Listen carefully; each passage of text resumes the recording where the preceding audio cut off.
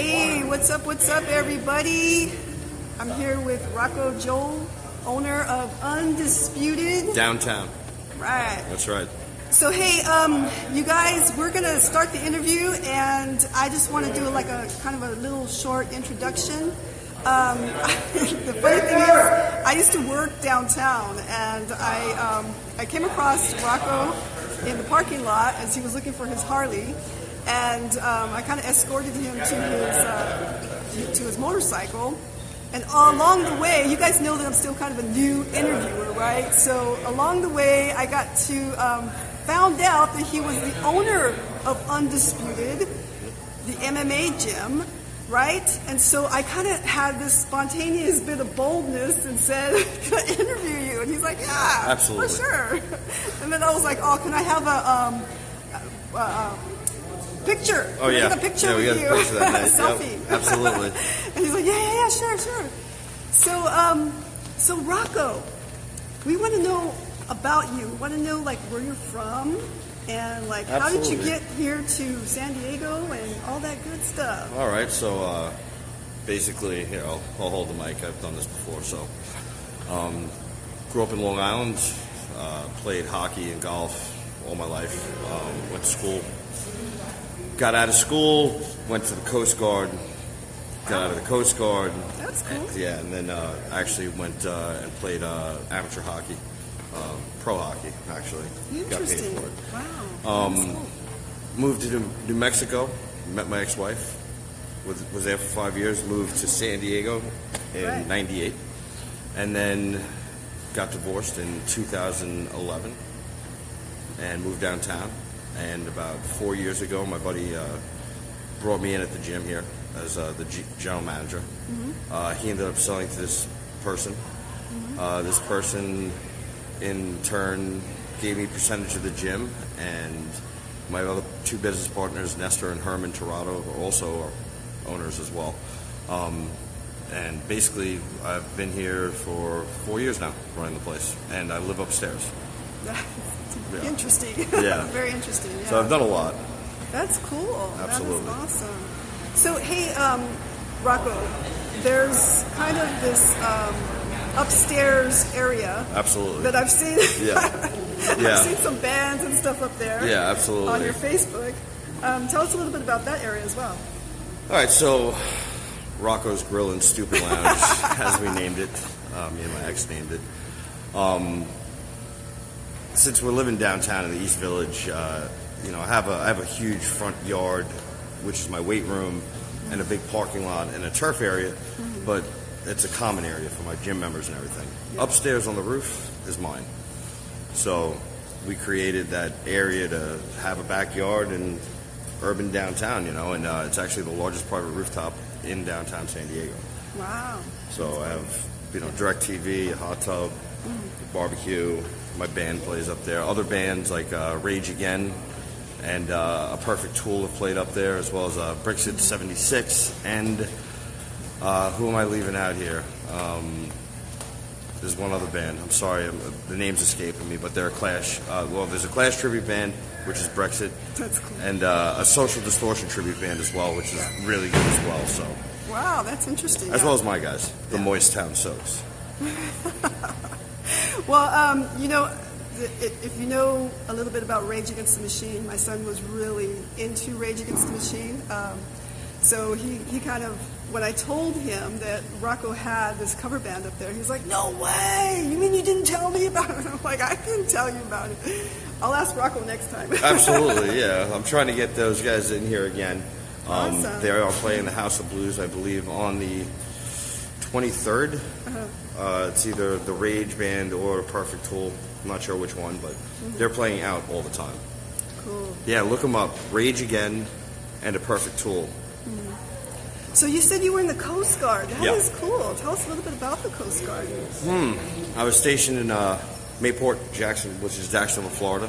I was on a 180-foot buoy tender, which is basically a huge bathtub. And I was a snipe, so I was in the engine room. And it was like a gazillion degrees in there. So I was on that ship for just about just about a year, and then I went to shore duty, and I did small boat stuff. You know, nothing major. Just rode around, basically going to like the Navy base, and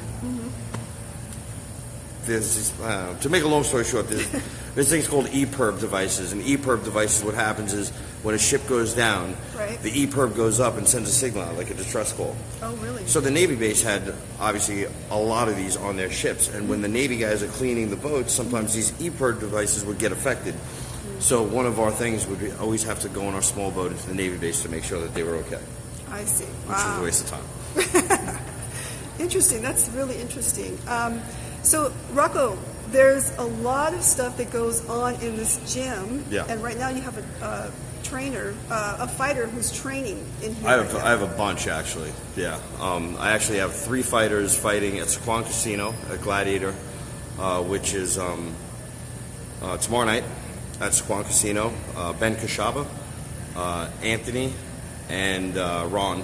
3 guys are fighting. Mm-hmm. And the big guy, my business partner, Herman Torado, is fighting in the Professional Fighters League, which is formerly World Series of Fighting in Daytona Beach, at Daytona International Speedway on the 30th. And we'll be downtown at El Chingon Restaurant watching the fight from there with our gym members, other fighters from my gym.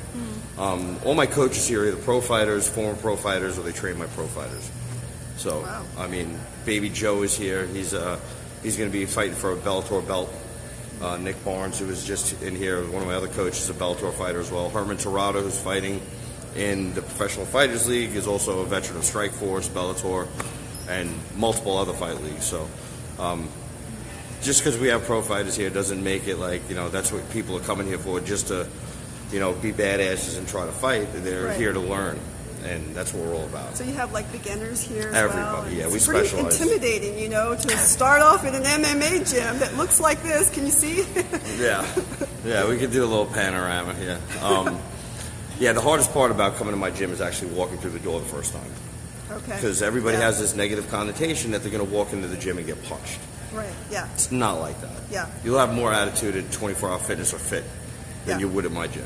You guys, I would have to agree with that. When I came in here, everyone was like the nicest, friendliest people, and it is way different than 24-hour fitness. Oh, yeah. A lot of attitude at 24-hour fitness. There was no attitude in here. No. You can't have attitude at a fight gym because everybody can fight. Right. You know? I know, right? 24-hour fitness, you got muscles for no reasons. Yeah. You know? Muscles doesn't make you like a badass, you know? Yeah. I mean, I got 130-pound guys that'll destroy a 250-pound person. Wow. Because they know how to fight. Goodness. Yeah. Yeah. But that's not what we do. We don't teach people how to be bullies or anything. Yeah. Just the opposite. Yeah. Awesome. Good to hear. So, Rocco, you live downtown. Yeah. And we have a lot of issues with downtown. We do. We do. Yeah. You want to walk over here? Yeah. Yeah, we'll walk out this way. All right. We're going to kind of walk and get some outside. air. It's hot as hell in my gym. There's Herman. So, East Village, downtown. It's been challenging. The business has been here for 9 years. Last year, our homeless population in the East Village alone went from 390 to over 1,000 just in my area. Yeah. So, trying to keep a business alive when things should be getting better over the years is just absolutely doing the opposite. Right. Rents go up. Mm-hmm. The homeless population is going up as well. Yeah. And it's just been not easy. Right. You know? Right. People don't want to pull up for the first time in front of your gym and seeing someone taking a dump on the sidewalk. Yeah. Or peeing, or smoking crack, or shooting up. That, yeah. And they'll leave without even me knowing they were ever here. Right. You know? Yeah. Yeah. So, it's been a challenge. Right now we're dealing with the poopocalypse. The poopocalypse is all the poop that's been taking around. We're talking about human poop. Oh yeah, it's human poop. If you friend me on Facebook, Rocco Joel, you'll see the Poopocalypse 2017 in the East Village. There's a short video about it. Yeah, and to be continued as well. So if you live in the East Village, I encourage you to document the pooping, so we can get this over to the proper channels, like Chris Ward, who's my district rep. Yeah.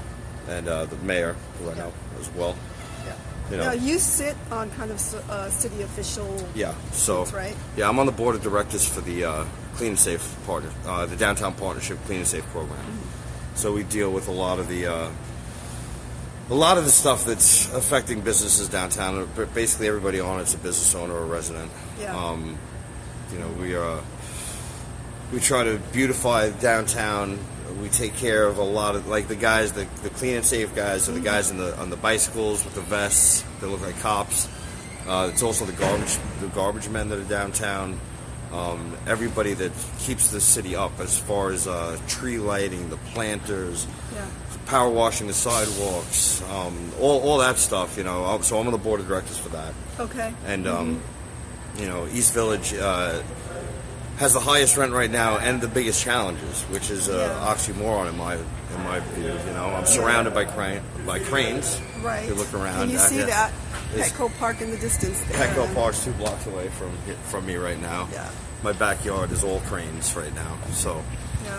you know, the gentrification is happening. Right. But, yeah. you know, there's still the major issues, like on 17th and K Street right there, where you can Google where can I buy crack in San Diego, and it's the first 3 searches. Right. Yeah. That's Yeah. the problem. Yeah. And the police department's understaffed, Yeah. underfunded, Yep. and there's nothing that they could do. Right. They got their hands tied. Yeah. So, Yeah. Yeah. So I used to work down here in downtown, so you know, we dealt with a lot of the issues that Rocco's talking about, so it kind of can relate to, you know, we all should relate to what he's talking about, because we all live here in San Diego, you know, those of you that are viewing. So how can we create some kind of a solution? That's the gazillion-dollar question downtown. Bob McElroy from Alpha Project probably has the best solution going right now, which is there's a parcel of land over near, I believe it's Pershing in 17th. Yeah. Right before, at the bottom of the hill, Balboa Golf Course, as you're getting onto Pershing. City lot, that's 7.5 acres. Yeah. If you ever drive by there, you see a bunch of big, huge white city trucks. 7.5 acres. Bob wants to put a 1,000-unit high-rise in there, which will be permanent housing. Okay. A park type of environment. The solution is to get permanent housing, not transitional. Father Joe's wants to build another they want to do 2 800-unit towers. Right. The problem is it's downtown. Right. Which, like, we have plenty of places in the city to move people. Yeah. You know, or the county of San Diego. Right. So it doesn't all have to be downtown. Yeah. You know, transitional doesn't work. It's proven. 30 days and they're back out on the street. Yeah, I didn't see that. Okay. They got drug problems over there. Yeah. Other things I tell people is, you know, if you want to come down here and feed the homeless, don't, because there are resources down here to feed the homeless. You want to go to those places, such as Father Joe's and Alpha, and other places that have set up kitchens, bathrooms, facilities, and everything else, to where you can go there. Right. You could help people, and you're not contributing to the litter. Right. And the poopocalypse. Yes. The poopocalypse is real. It's real, you guys. So, yeah, I agree with Rocco in that, you know, volunteer for an already established organization who is well educated in trying to create a solution. Instead of kind of coming down and doing your own thing, kind of gather in and be a part of the solution. Yeah. Right? There's plenty of organizations that you can find that are downtown with a controlled environment, with a kitchen, to actually serve the people that need serving. Yeah. You know, there's all these stats, you know, 80% of the people are mentally deranged or this and that. They're not, okay? Mm-hmm. I'll give you a hard fact, okay? Because I live here and I've been in this neighborhood for 4 years. Yeah. Okay? And I ask people where they're from. A good 70% of them are not from San Diego. Yeah. Not at all. Right. Okay? Right. And they have a song and dance about why they're here, but when you ask them if they want help, they'll make excuses not to take the help. Like there's rules, or it's dirty, or this or that. So it's the old saying, you know, you can lead a horse to water, but you can't make him drink. Right. You know, teach a man to fish. Yes. you can do all the Yeah. freaking scenarios you want, but Right. at the end of the day, I get that. you could come out here and you can see the same people doing the same stuff every day Yeah. and don't want the help because they're getting free food, they're getting phones, they're getting everything they need to enable their lifestyle. And one of the biggest problems we had is all the tents that people were giving out to the people out here. Yeah. How do you feel about that? I think it's a horrible idea. They don't need tents.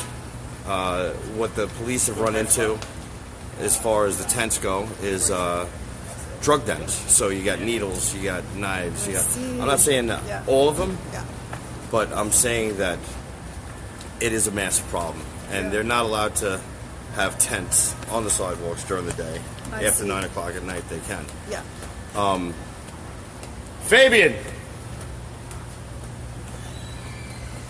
So, sorry, business is happening. So, and my phone's ringing as well. So that's perfect. It's great timing here. All right.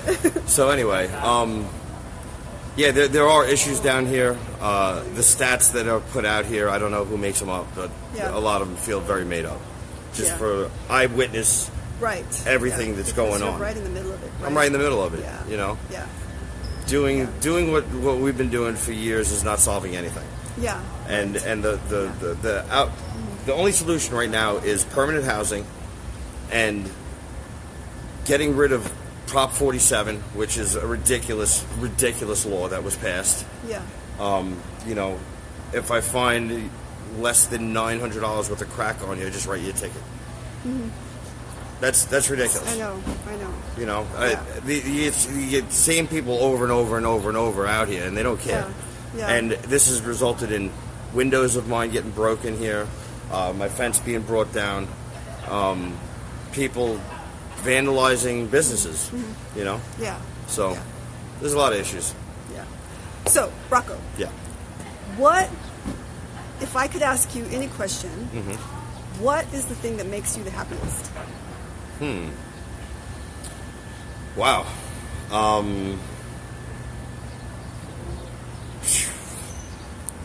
There's a bunch of things. Getting out of the East Village on the weekends and going to LA to hang out with my girl.